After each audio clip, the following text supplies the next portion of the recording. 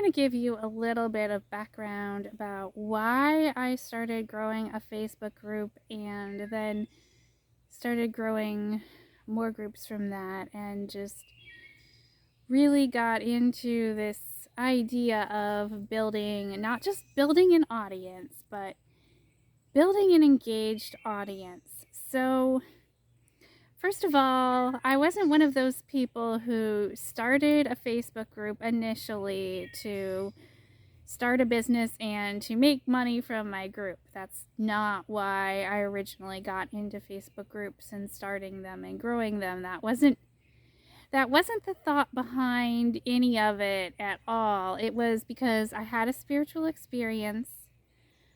I knew like not too many people or like nobody else had similar experiences, so I felt the need to create a group just because of that, because I realized that having experiences by themselves doesn't really mean anything without a greater social context. So I started the group not because I wanted to be one of those people that like channel something and then they say like this is like how it is and enforce this dogma upon people, but because I realized that there was a need for dialogue and for people to quit talking over each other's heads, and not necessarily even to come to a consensus, but to be able to see things from different perspectives. And so even though sometimes there wasn't very much engagement in my group, or I was just like adding people from other groups, I still had this desire to continue to work on building the community and continue to think about how I wanted the community to be, who did I want in my community, what kind of conversations did I want to have in there. And I really just thought about that, and I'm like, okay, what do I want in this community that is going to be different than any other community that I've ever been in? Because sometimes it can feel really lonely, like you're all by yourself and no one really gets you. And so I kind of felt the need to create community just to feel like I wasn't all by myself and that I wasn't just having these experiences by myself. And so that drove the first Facebook group I created.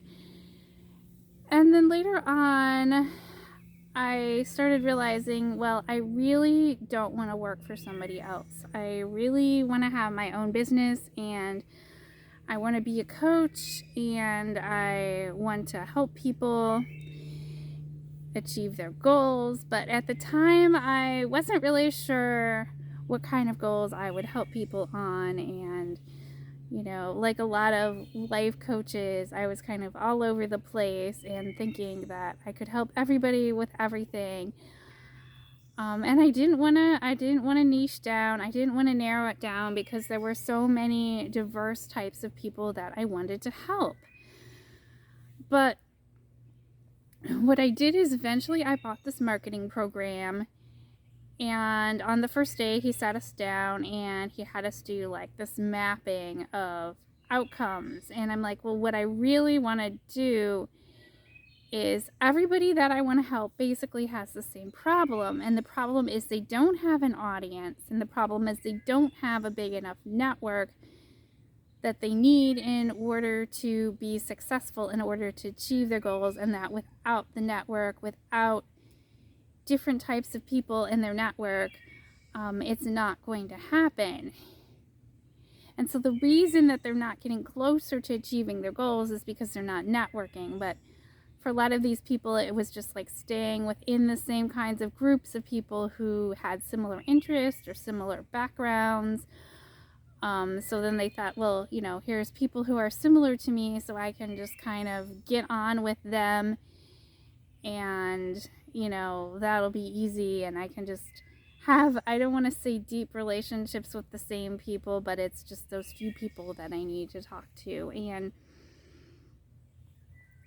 what I was realizing is that a lot of times the people that we think are going to be helpful or able to help us don't really have the background or the knowledge or the connections to really help us. So when you think of networking, sometimes we're networking with the wrong people, or sometimes our circles, the people in them, are too similar to each other, and as a result we can't resolve the problems that we have because we're not even sure how to articulate the problems that we have because we haven't talked to enough different people.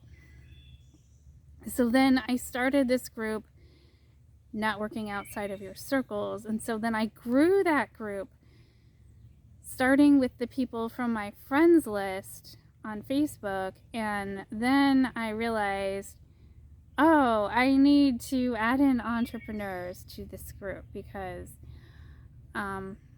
who I'm networking with, it doesn't have enough entrepreneurs in it because I'm not, getting the traction with this. So then I started adding in entrepreneurs, and it changed the dynamics of the group.